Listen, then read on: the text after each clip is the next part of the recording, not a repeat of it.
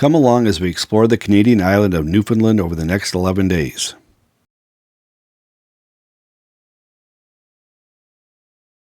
The truck camper was all packed and ready to go. We set off on a 24-hour drive overnight, intending to arrive at the border of the Canadian province of Nova Scotia and find camp. Unfortunately, only 12 hours into the trip, we had smoke coming out of the rear driver's side wheel well. Luckily, we were in a large city of Montreal, Quebec, and were able to limp to the nearby service center at Montmorency Ford. The employees at this dealership were so kind and promised to take a look at it that morning. Unfortunately, what they found was a recently replaced wheel bearing blew out, leaving metal shavings inside the axle and differential, misshaping the axle ends in the process. The solution was a complete axle replacement. The service team at Montmorency Ford was wonderful. They found an axle nearby and had us out the door 30 hours after arriving. This was just a reminder that even with the best planning and pre-trip vehicle maintenance, things still don't always go as planned.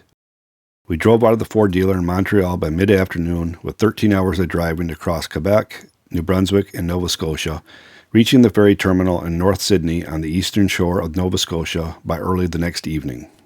We were scheduled for the overnight sailing on the Atlantic Vision, departing North Sydney, Nova Scotia at 11:30 p.m. and arriving in Port aux Basques, Newfoundland around 7 a.m. This marine vessel has a capacity of 700 people with both sleeping cabins and reclining seats. In addition to cars and RVs, the ferry transports semi-trucks with loads of supplies for more than 500,000 residents on this island province. We opted to save a few dollars and sleep in the reclining seats, but next time we will purchase a cabin to have a more restful night's sleep.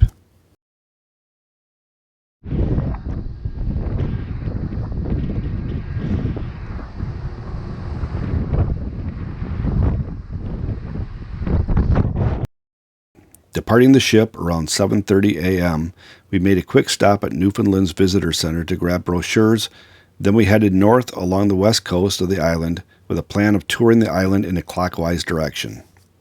It didn't take long for the island's wildlife to make an appearance, with a sighting of our first moose off the side of the road. Unfortunately, he wasn't willing to pose for us, but we were able to snap a quick picture before he disappeared in the trees. Moose are prevalent on the island, with approximately 120,000 moose in Newfoundland, which is the most concentrated population in North America. To put that in perspective, that's one moose for every 4.25 people on the island.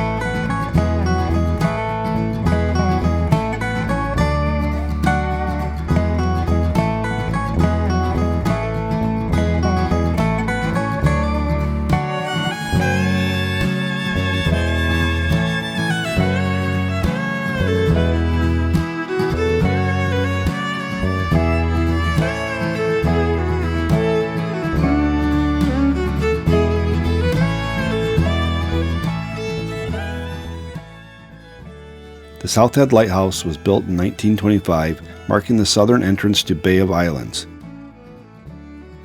An unfortunate event happened in 1928 when the keeper's wife drowned when her boat overturned en route to the lighthouse. The lighthouse was destaffed in 1980, and in 1989 the dwelling was intentionally burned by the Coast Guard, leaving just the octagonal concrete tower standing, before replacing the tower with the cylindrical red and white striped fiberglass tower you see today.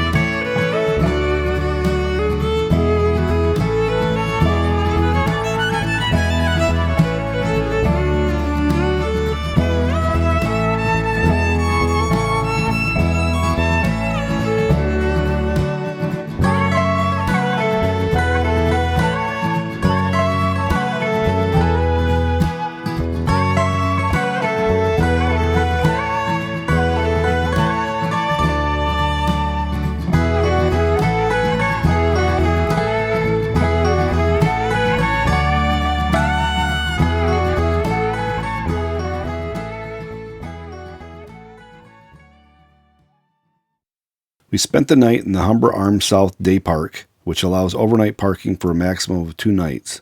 A day park that lets you park overnight sounds strange, but it was just what we needed, and after sunset we had the park all to ourselves.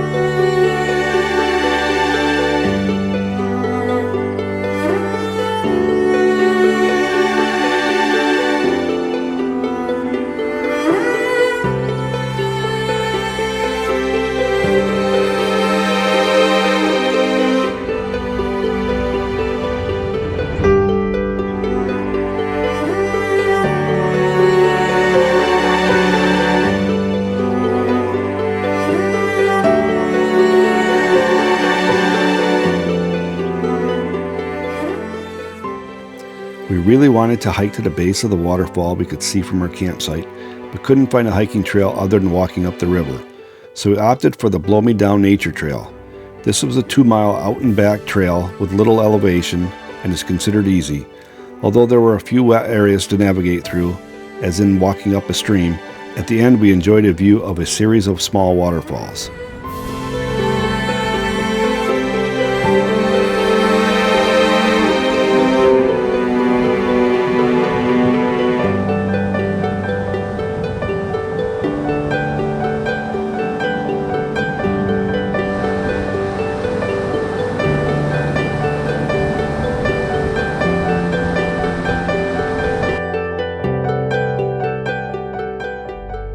Less than 4 miles down the road, we found the Coppermine Falls Trail. This is an easy half-mile out and back trail leading to this nice waterfall.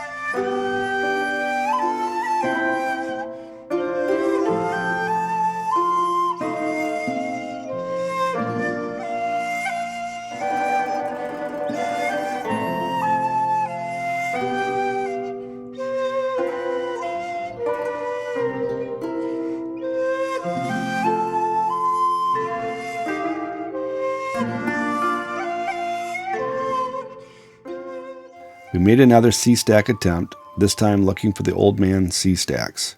We were surprised and a bit disappointed to find that the sea stack is a good quarter mile from the shore. The view of this picturesque town below made up for the disappointment.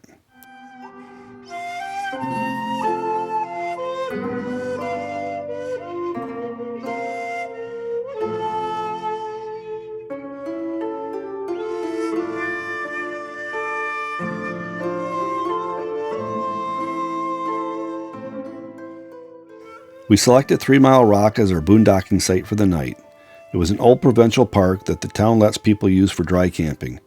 We enjoyed a nice sunset and fell asleep to the waves crashing on the shore.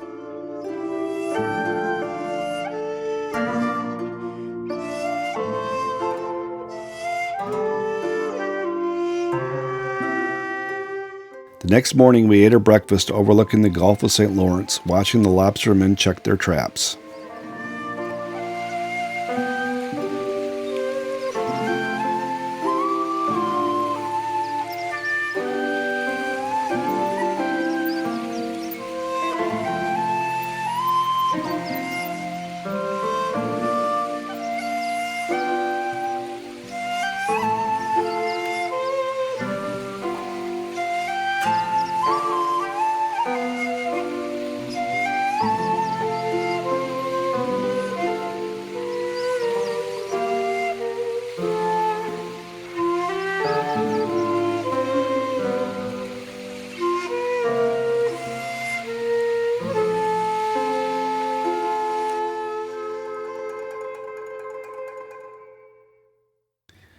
We headed to the Arches Provincial Park, which is located north of the Groves Moor National Park.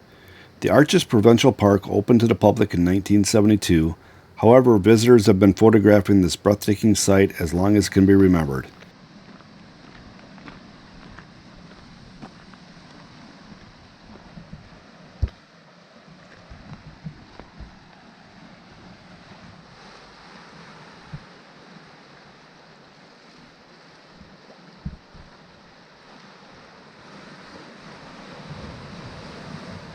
These arches were carved from the rock by thousands of years of crashing ocean waves. There was once a fourth arch, but constant erosion eventually led to its collapse. Inevitably, time and tide will do the same for the remaining three.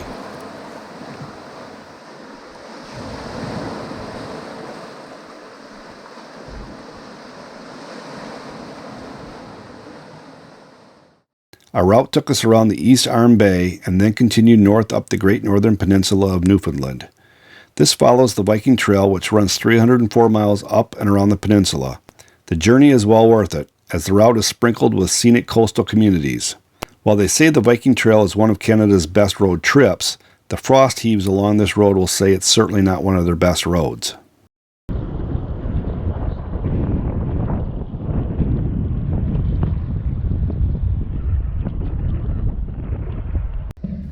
One of our goals on this Newfoundland trip was to see an iceberg.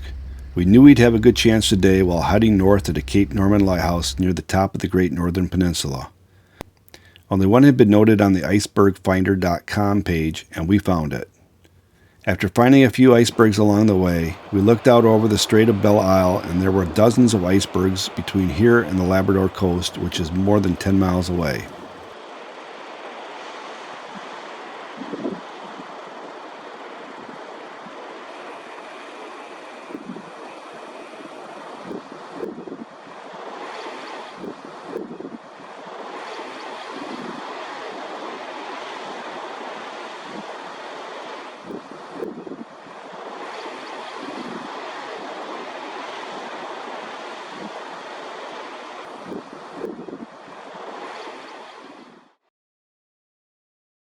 The lighthouse was lit for the first time on October 1st, 1871. The light has a focal plane of 138 feet above the barren limestone landscape.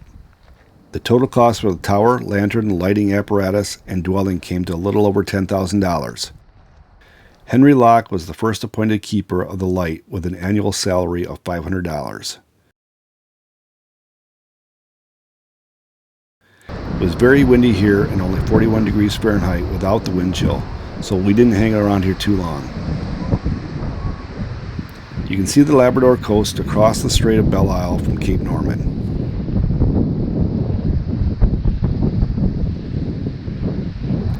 An hour's drive from here is the Lonzo Meadows National Historic Site and is the remains of the 11th century Viking settlement. We wish we would have had time to visit this historic Viking settlement, but unfortunately we needed to drive back down the peninsula yet today to stay on schedule. On the long drive back, we saw a moose and a coyote, but weren't fast enough to capture either of them in a photo.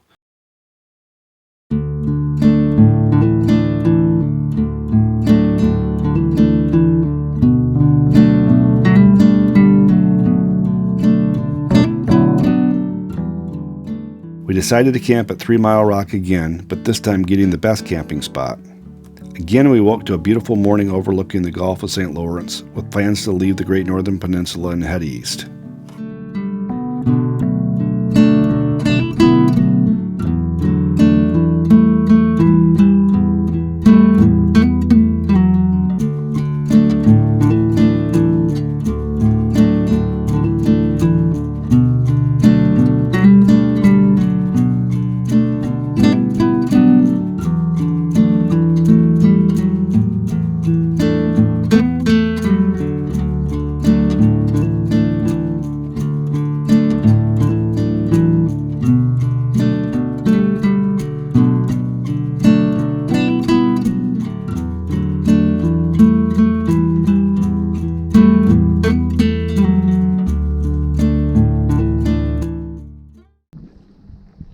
Our first stop was Lobster Cove Head Lighthouse inside the Groves Moor National Park.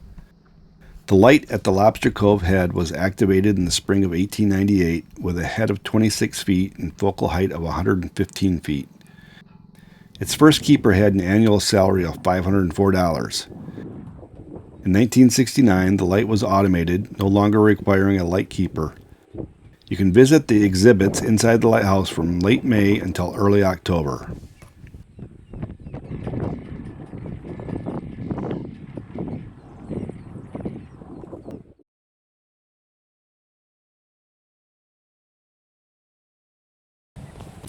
Thunderbrook Falls, located off the Trans-Canada Highway west of the town of Grand Falls, Windsor, was a bit hard for us to find as online directions took us to an abandoned water park when the actual parking spot is a little further down the road.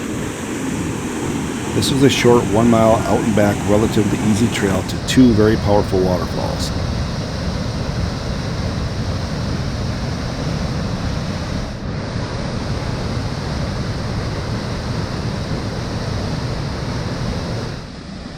The second waterfall features a 43-foot waterfall and a deep pool that trained cliff divers love to play in. Rumor has it there is also a hidden cave behind the waterfall that you can easily access.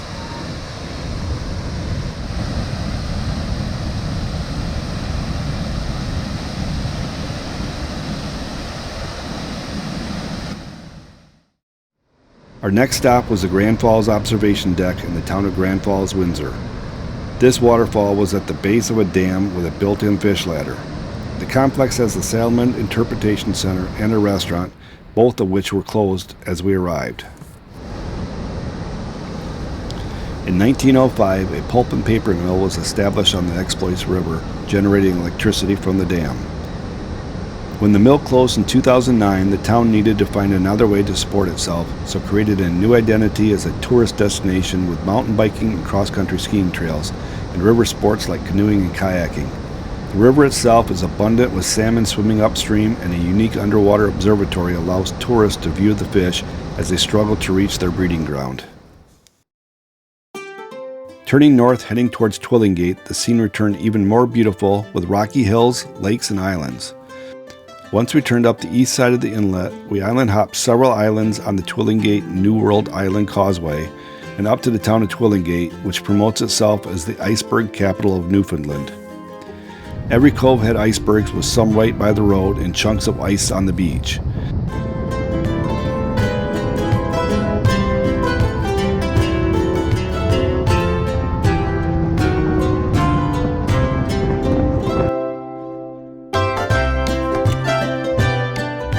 When we arrived at the Long Point Lighthouse, we located two icebergs the size of football fields. According to a guy we talked with who went on the iceberg tour, the two icebergs have 200 foot of ice underneath and have breached themselves until the waves break it free or melts and breaks into smaller pieces. The scenery around the lighthouse was amazing with huge cliffs and crashing waves.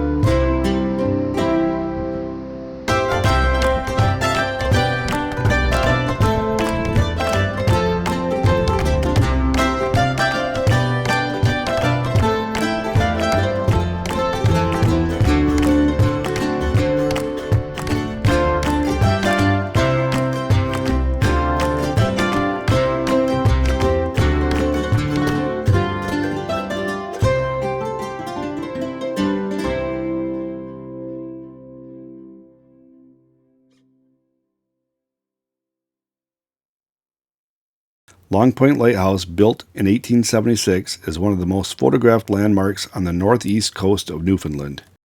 It is located at Crowhead, Twillingate, and stands more than 300 feet above the sea level. From this lookout point, thousands of visitors every year enjoy the panoramic view of the Atlantic Ocean with the possibility of viewing icebergs, whales, seals, and seabirds.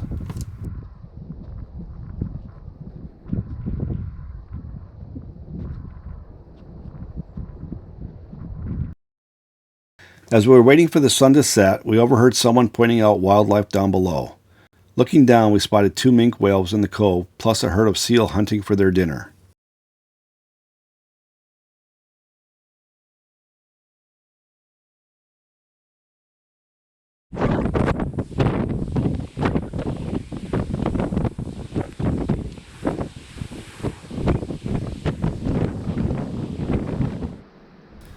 The sunset on this night was magnificent.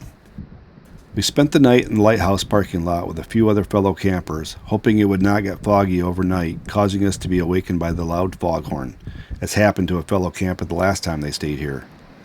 Luckily, it was a calm, clear night, and we fell asleep to the sounds of the waves.